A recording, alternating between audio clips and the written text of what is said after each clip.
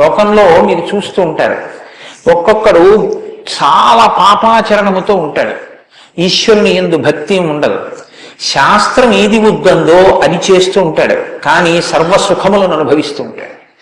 మనకేమనిపిస్తుందంటే ఆయన ఈశ్వరుణ్ణి ధిక్కరించాడు కదా, ఆయన ఏం ధర్మం పాటించట్లేదు కదా, ఆయన ఏం వేద ప్రమాణాన్ని అంగీకరించట్లేదు కదా, ఆయన సంతోషంగా సుఖంగా ఉన్నాడు. అన్నీ విని అన్నీ నమ్మి అన్నీ విశ్వసించి వేదమును ప్రమాణముగా స్వీకరించి ధర్మమును అనుష్ఠించినటువంటి నేను కష్టాలు పడుతున్నాను, ఏమిటి ఉపయోగం ఈ ధర్మం పట్టుకుంటే అనిపిస్తుంది. ధర్మం పట్టుకోవడం ఎటువంటిది అంటే పంట పండడం కోసమని పొలం దున్నడం లాంటిది. పొలం దున్ని కష్టపడిన వాడికి పంట ఎప్పటికైనా చేతికొచ్చినట్టే, ధర్మాన్ని అనుష్ఠించిన వాడికి కూడా ధర్మం కాపాడి తీరుతుంది. అధర్మం ఇంటికి అంటుకున్నటువంటి చిన్న మంట లాంటిది. చిన్న మంటే కదా నన్ను ఏం చేస్తుందని పడుకున్న వాడికి చిట్ట చివరి ఇల్లంతా ఎలా కాలిపోతుందో, అధర్మంలో మనం ఉన్నామని తెలుసుకుని అధర్మ పథంలోంచి బయటికి వచ్చే ప్రయత్నం చేయకపోతే చిట్ట చివరికి జరిగేటటువంటి పరిణామం కూడా అలాగే ఉంటుంది.